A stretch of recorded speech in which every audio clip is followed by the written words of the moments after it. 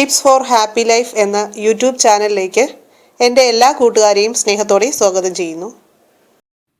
ബ്രെഡാണ് മിക്കവരുടെയും രാവിലത്തെ ഭക്ഷണം. അടുക്കളയിൽ കയറാൻ മടിയുള്ള ബാച്ചിലേഴ്സിൻ്റെ കാര്യം പറയാനുമില്ല. ബ്രെഡും ജാമും, ബ്രെഡും ബട്ടറും, സാൻഡ്വിച്ച്, അങ്ങനെ പല പല വിഭവങ്ങൾ കുട്ടികൾക്കും മുതിർന്നവർക്കും കഴിക്കാൻ ഒരുപോലെ ഇഷ്ടമാണ്. ബ്രെഡ് സ്ഥിരമായി കഴിച്ചാൽ പലവിധത്തിലുള്ള ആരോഗ്യ പ്രശ്നങ്ങളും നമുക്കുണ്ടാകാം. അതിൽ പ്രധാനമായ ഒന്നാണ് കൊളസ്ട്രോൾ. ബ്രെഡിൽ ധാരാളം കൊളസ്ട്രോൾ അടങ്ങിയിട്ടുണ്ട്. ബ്രെഡ് പതിവായി കഴിച്ചാൽ നമ്മുടെ കൊളസ്ട്രോൾ ലെവൽ കൂടുതലായിരിക്കും.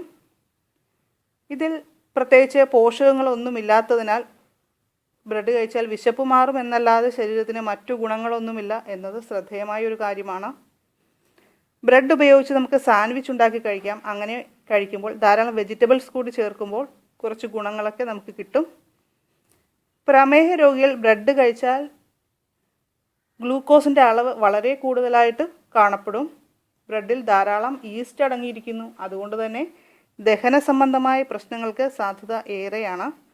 പ്രത്യേകിച്ചും പ്രായം ചെന്നവരിലൊക്കെ ദഹന സംബന്ധമായ പ്രശ്നങ്ങൾ കൂടുതലായി ഉണ്ടായേക്കാം. ശരിയായി ബേക്ക് ചെയ്യാത്ത ഈസ്റ്റ് ഭക്ഷ്യവിഷബാധയ്ക്ക് കാരണമാകാറുണ്ട്. ഇത് ഒഴിവാക്കാനായി നമ്മൾ ബ്രെഡ് ഉപയോഗിക്കും മുമ്പ് അപ്പച്ചെമ്പിൽ വെച്ച് ഒന്ന് ആവി കയറ്റിയെടുത്താൽ മതി. അപ്പോൾ നല്ല സോഫ്റ്റായിട്ട് നമുക്ക് കിട്ടും.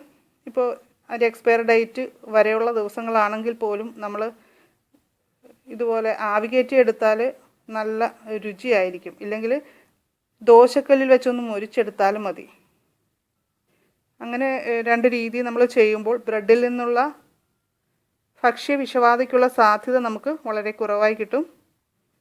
പിന്നെ മറ്റൊരു കാര്യം പറയാനുള്ളത്, ബ്രെഡ് നമ്മൾ അമിതമായിട്ട് കഴിച്ചാൽ തടി കൂടാൻ സാധ്യത വളരെ കൂടുതലാണ്.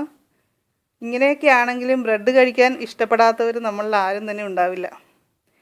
നമ്മൾ ഇത്രയും കാര്യങ്ങൾ മനസ്സിലാക്കിയതിൽ നിന്ന് ബ്രെഡ് സ്ഥിരമായിട്ട് കഴിക്കാതെ വല്ലപ്പോഴുമൊക്കെ കഴിക്കുക. അതാണ് നമ്മുടെ ആരോഗ്യത്തിന് നല്ലത്. ഈ വീഡിയോ നിങ്ങൾക്ക് പ്രയോജനകരമായി എന്ന് കരുതുന്നു. നിങ്ങൾക്കിത് ഇഷ്ടമായെങ്കിൽ ലൈക്ക് ചെയ്യുക, ഷെയർ ചെയ്യുക, കൂടുതൽ ടിപ്സിനായി സബ്സ്ക്രൈബ് ചെയ്യുക. ഇനി പുതിയ വിശേഷങ്ങളുമായി കാണും വരെ എല്ലാ കൂട്ടുകാർക്കും നന്ദി, നമസ്കാരം.